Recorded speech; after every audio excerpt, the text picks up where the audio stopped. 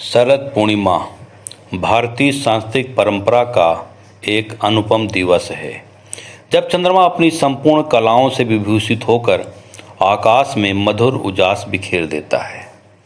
आश्विन मास की पूर्णिमा शरद ऋतु में आती है, इसलिए इसे शरद पूर्णिमा कहा जाता है। कहते हैं कि आज की रात चंद्रमा अपनी 16 कलाओं से परिपूर्ण होता है और मान्यता यह है कि आज चंद्रमा की किरणों से अमृत वर्षा होती है।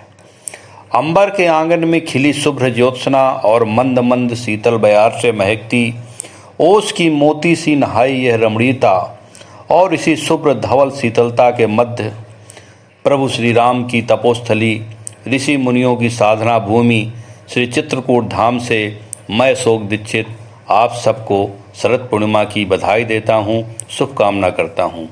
आप सभी मेरे YouTube चैनल को कृपया सब्सक्राइब करें। आज शरद पूर्णिमा है। समस्त नभमंडल रजत वर्णी आभा से सरोबार है। शीतल समीर चंद्र प्रभा का स्पर्श पाकर मंद मंद प्रवाहित हो रहा है। चंद्र किरणों से प्रवाहित इस रसधारा के बीच भक्ति, प्रेम और सौंदर्य का अलौकिक अनुभव होता है। कहते हैं कि चंद्रमा की शीतल किरणें पुनर्नवा की तरह कार्य करती हैं। मान्यता है कि आज शरद पूर्णिमा की रात चंद्रमा में उस संजीवनी शक्ति का प्रागट्य होता है जो हमारी कायिक, वाचिक और मानसिक विकृतियों को दूर कर पुनर्यौवन प्रदान करता है।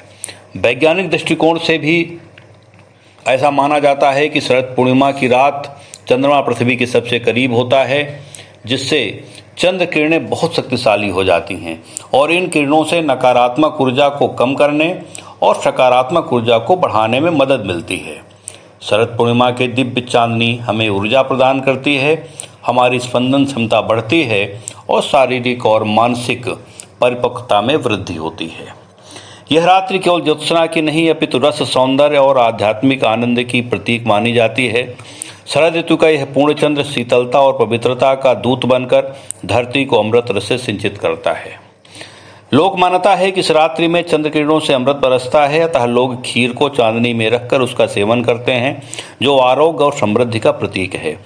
कवियों ने इसे कोमल ज्योत्सना की रात और चंद्र रस की वर्षा कहा है।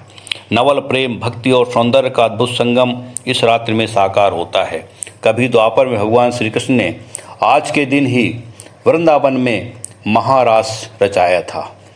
प्रेम, रस, भाव और सद्भाव की दिव्यता आज भी वृंदावन में परिलक्षित होती है। आज की इस पावन रात को चंद्रमा के अमृतपान का हम रसास्वादन करें और भगवान श्री कृष्ण को प्रणाम करें। बहुत बहुत धन्यवाद।